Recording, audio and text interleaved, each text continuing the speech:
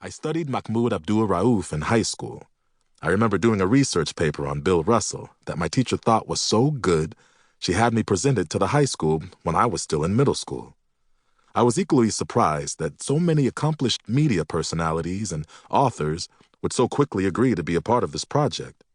They couldn't wait to delve into these topics, and the amount of time they took to answer each question and properly explore the subject really amazed me. They weren't giving surface one-sentence answers. They were thinking about these matters carefully and thoroughly. What also surprised me was the number of current athletes, many of whom were in the middle of their seasons, who cleared their schedules to speak to me. Some had reporters literally waiting for them as they took the time to sit down with me and explore the topic at hand. Picture Carmelo Anthony after a game and having the entire New York media waiting to interview him about the latest Phil Jackson statement or trade rumor or New York media gossip, and him asking them all to be patient once I told him what this interview was for, and him sitting down with me for 15 or 20 minutes as all that media became invisible.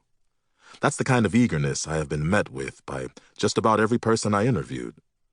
These are people whose schedules are typically managed by an entire team of handlers who, in many cases, bypass the wishes of their management team to work the interview into their schedule.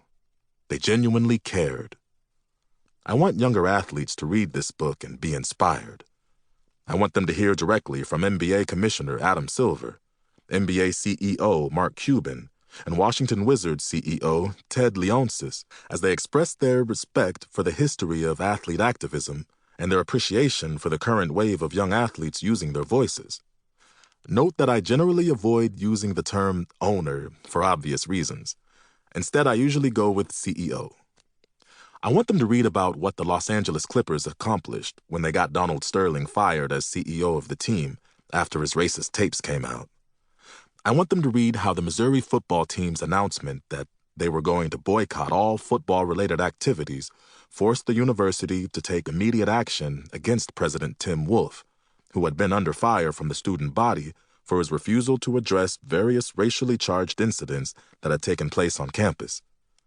I want them to read about the Oklahoma University football team, who banded together for a silent protest over a racist frat video, resulting in the closing of the fraternity as a whole and the expulsion of 2 Sigma Alpha Epsilon students who were caught on video talking about lynchings and keeping African Americans out of the fraternity.